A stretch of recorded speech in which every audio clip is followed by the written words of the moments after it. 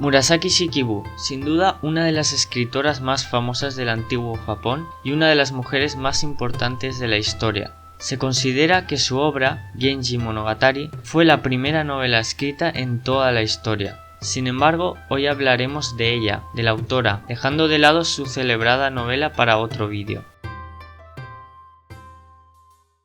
Un poco de contexto. Murasaki Shikibu nace aproximadamente en el año 973, en el periodo Heian. Este periodo de la historia de Japón se caracteriza por la vida en Heian-kyo, la capital de la paz, y la ciudad que hoy en día conocemos como Kioto. Estos años son el punto álgido de la corte real y de las influencias chinas, como el budismo. Ahora sí, ¿quién era Murasaki Shikibu? Empecemos pues por su nombre. Su nombre real no lo conocemos. Murasaki es un apodo que hace referencia a la protagonista de su historia y que se traduce a Violeta. Shikibu significa ministro de asuntos ceremoniales y simplemente se refiere al cargo que una vez ostentó su padre. Con esto queda claro que Murasaki era una mujer de alta clase social. Es más, formaba parte del clan Fujiwara, el clan que dominó durante más de 200 años el gobierno y la corte imperial, aunque es necesario destacar que no pertenecía a la llamada rama Hokke del clan, la más próspera. En cambio, su familia había ido perdiendo poder con los años. En el año 998 se casó con Fujiwara no Nobutaka, un hombre con prácticamente la edad de su padre y que ya estaba casado con otras varias mujeres.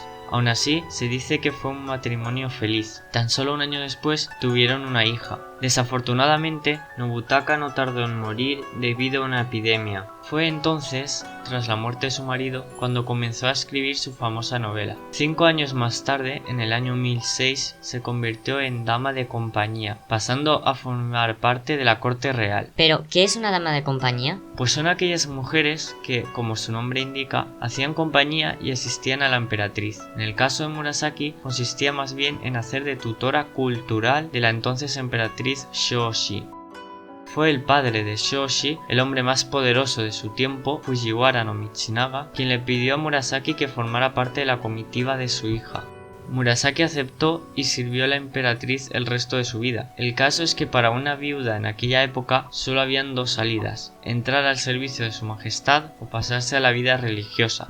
Murasaki eligió lo primero, pero pronto descubrió la realidad. La vida en la corte no cumplía con las expectativas. Más allá de la majestuosidad, Murasaki fue testigo de cortesanos ebrios, frívolos, del cotilleo y sobre todo sentía que el tiempo y la vida se estaban desperdiciando. Lo curioso no es que fuese así, sino que se pudiese escribir sobre ese asunto y criticar la vida de la corte con tanta libertad.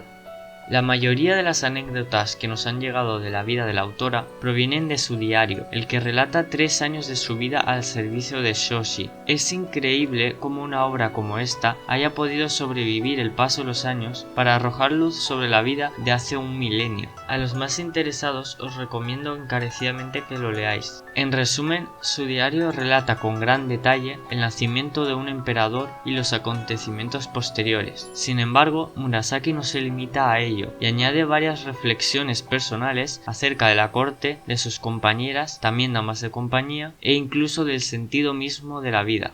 Sin duda, Murasaki era un amante de la escritura y de las artes literarias. Entonces, se esperaba que los miembros de la clase alta y de la corte fueran afines a la poesía. Se procuraba formar a los jóvenes en la poesía, pero también en la escritura y en los clásicos chinos. Todo esto es cuestión de otro vídeo, pero lo esencial para entender la vida de Murasaki es saber que la escritura de los caracteres chinos era cosa de hombres. Las mujeres, en cambio, escribían en un silabario propio de Japón.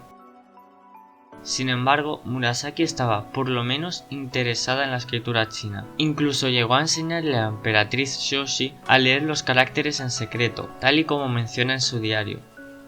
Para finalizar, quiero leeros un extracto de su diario. Cuando mi hermano era un niño, aprendiendo los clásicos chinos, yo me encontraba a su lado, y me volví inusualmente capaz en entender aquellos pasajes que él encontraba difícil de entender y memorizar. Mi padre solía decir: «Qué pena que no haya nacido hombre».